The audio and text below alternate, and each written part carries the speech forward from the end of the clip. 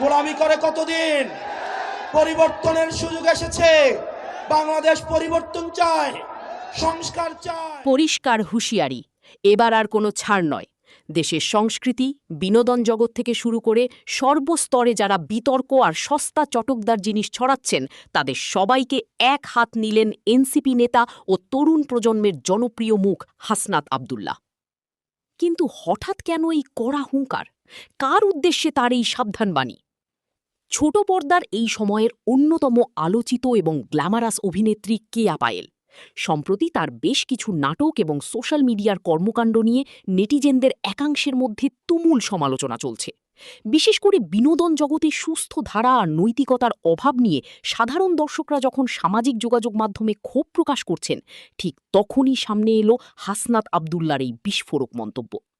হাসনাত আব্দুল্লাহ তার এক বক্তব্যে স্পষ্ট জানিয়েছেন, দেশের তরুণ সমাজকে রক্ষা করতে হলে বিনোদন জগৎ সহ সব জায়গাতেই একটি সুস্থ ধারা ফিরিয়ে আনতে হবে। কোনো ধরনের বিতর্কিত বা সস্তা জিনিস সমাজ আর বরদাস্ত করবে না। আর এই কারণেই নেটিজেনরা হাসনাত আব্দুল্লাহর এই কড়া বক্তব্যকে সরাসরি কেয়া পায়েলের সাম্প্রতিক সমালোচনার সাথে মিলিয়ে দেখছেন।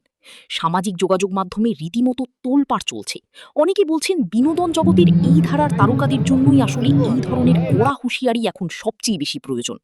সমাজ ও বিনোদন জগতের এই বর্তমান পরিস্থিতি এবং হাসনাত আব্দুল্লাহর এই বার্তা নিয়ে আপনার মূল্যবান মতামত কি? কেয়া পায়েলের নাটক নিয়ে আপনি কি ভাবছেন? এখনই কমেন্ট বক্সে লিখে জানান। পরবর্তী সব ট্রেন্ডিং খবরের আপডেট সবার আগে পেতে চ্যানেলটি সাবস্ক্রাইব করে রাখুন। ধন্যবাদ।